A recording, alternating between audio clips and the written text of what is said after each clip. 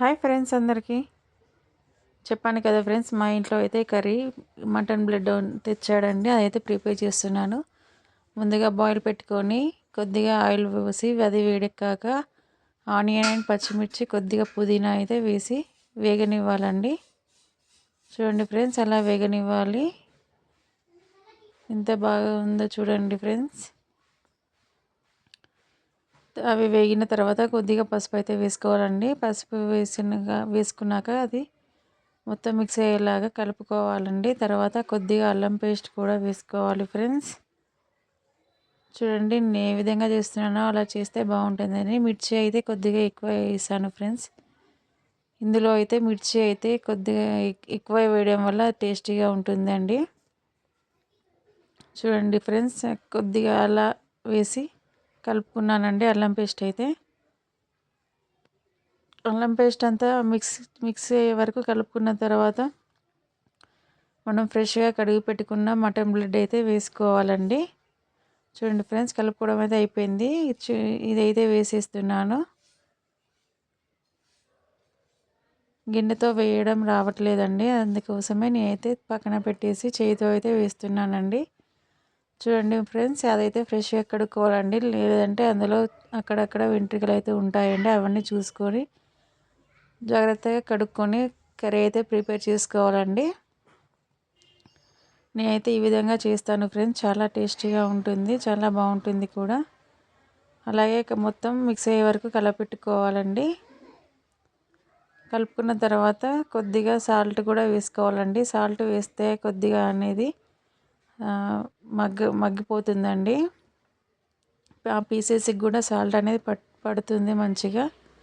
లాస్ట్లో అయితే వేసుకోను ఫ్రెండ్స్, నేనైతే ఫస్టే వేసుకుంటాను సాల్ట్ అనేది. తర్వాత కారం వేసుకుంటానండి. సాల్ట్ వేసుకున్న తర్వాత మొత్తం మిక్స్ అయ్యే వరకు కలుపుకోవాలి. తర్వాత ఈ కర్రీ అయితే మొత్తం సిమ్లోనే చేసుకోవాలండి. హై స్పీడ్ పెడితే మాత్రం అదంతా మాడిపోతుందండి. చాలా గట్టిగా కూడా అయిపోతాయి. మా పిల్లలు అయితే అలా తినారండి, మెత్తగా ఉంటేనే తింటారు. అందుకోసం నేను లో ఫ్లేమ్లో కర్రీ అయితే ప్రిపేర్ చేస్తున్నాను. కలుపుకోవడం అయితే అయిపోయింది ఫ్రెండ్స్. కొద్దిసేపు అయితే మూత అయితే పెట్టుకోవాలండి. మా అబ్బాయి చూడండి, వద్దురా వద్దురా అంటుంటే కూడా మొబైల్ చూస్తున్నాడు. ఇంకా కాసేపటి తర్వాత మూత తీసాక చూడండి ఫ్రెండ్స్, ఎలా మగ్గిపోయిందో. ఆయిల్ అయితే బయటికి అయితే పేరుకోవాలండి. మళ్ళీ కొద్దిసేపు అయితే వేగనివ్వాలి. అలా కింద అడుగు అంటకుండా అయితే మిక్స్ చేసుకుంటున్నానండి. అలా కలుపుతూనే ఉండాలి ఫ్రెండ్స్. ఈ కర్రీ అయితే మళ్ళీ కాసేపు అయితే మూత పెట్టుకోవాలి ఫ్రెండ్స్. తర్వాత మూత తీసుకున్న తర్వాత కొద్దిగా మనకు సరిపడ కారం అయితే వేసుకోవాలండి. ఇందులో అయితే గ్రేవీ అయితే రాదు కదా ఫ్రెండ్స్, అందుకే కొద్దిగా ఎక్కువగానే వేసుకోవాలండి.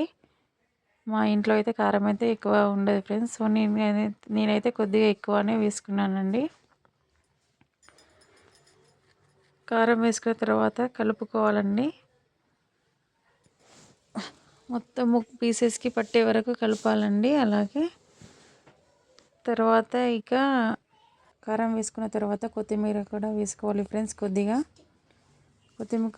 కొత్తిమీర కూడా వేసుకున్నాక మళ్ళీ కలుపుకోవాలండి. కర్రీ అయితే కలుపుకున్న తర్వాత కొద్దిగా లైట్గా మసాలా అయితే వేయాలి ఫ్రెండ్స్. మసాలా కూడా వేసుకొని కలుపుకోవాలండి. నేనైతే ఇంట్లో తయారు చేసుకున్న మసాలా అయితే వాడతానండి. చూడండి ఫ్రెండ్స్, కొద్దిగా అయితే వేసానండి. అలా పైకి ఆయిల్ అయితే పేరుకోవాలండి.